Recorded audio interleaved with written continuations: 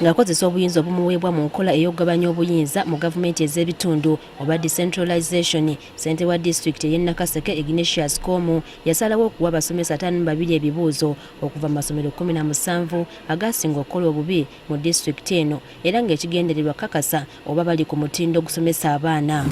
Ekyewuunyisa ebyavudde mu bibuuzo bino byagenze okudda nga kyenkana abasomesa bonna baagudde, anti Mpawo yafunye 10 ku 10 mu ssomo ly'asomesa ng'eyasembye yafunye obubonero 27 ku buli 10 bwokka.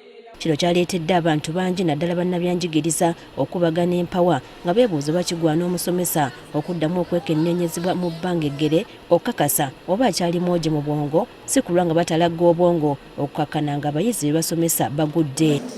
Okuteeka ennyama ku mboozi eno tuwayizaamu ne Desnas Mutanga omukugu mu byenjigiriza ne Enuka Kibuuka omusomesa w'abasomesa ku ssettendekero wa Kyambogo. Bano bagamba nti olugendo lw'omusomesa okwekuumira ku mulembe lutandikira ddala nga kyajja aweebwa omulimu guno mu ssomero lyonna, kubanga ebisomesebwa mu matendekero byanjawulo nnyo ku ebyo ate ebisomesebwa abayizi. Etteeka erifuga abasomesa kye bayita Education Act n'etteeka erifuga enneeyisa y'abasomesa n'engeri gye balina okukolamu ebintu byabwe kye tuyita Teachers Code of Conduct.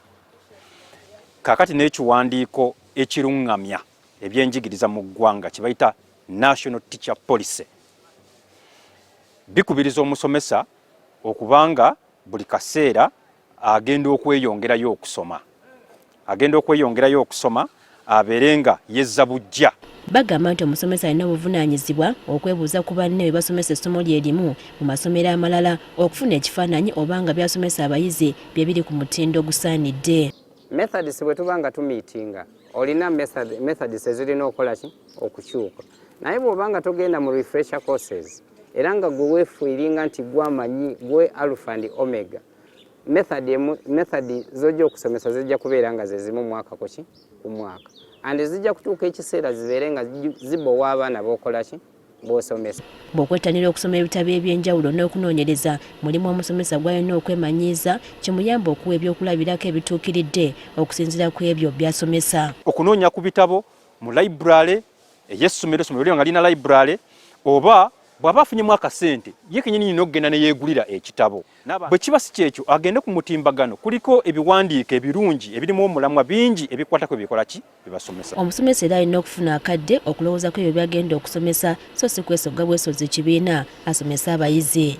Wadde guli gutyo abasomesa abamu beesulirayo ogwa naggamba ku ngeri gye basomesaamu, ekyebuuzibwa ndi lwayinza okumanya nti kati by'osomesa abaana tebibayingira mu mitwe. Waliwo amasomero aga districts eziri eyo nti be basetinga ki final exams wakisha biki kati bwe bakuwadde nti P1 level tumuwadde olupapula tubimakinze ng'olaba abaana bo tebakola kimesa, either method zenkozesa teziba making akola ki kutegeera, oba nze mwennyini presentation zange zibulamu abaana bandaba nga bambi bansaasira mu kifo ekyokukola ki ekyokutegeera bye mbasomesa. Bagamba nti newankubadde omusomesa alina obuvunaanyizibwa okwekolamu omulimu okusobola okusomesa obulungi, ne bannannyini masomero bavunaanyizibwa kyenkanyi okuyamba ku basomesa baabwe. Kabuvunaanyizibwa essomero okubanga likwatirako abasomesa baabwe okubanga bafuna okwejjukanya refresher courses. Kiyambako omusomesa okufuna obuvumu confidence mu ebyo bye basomesa.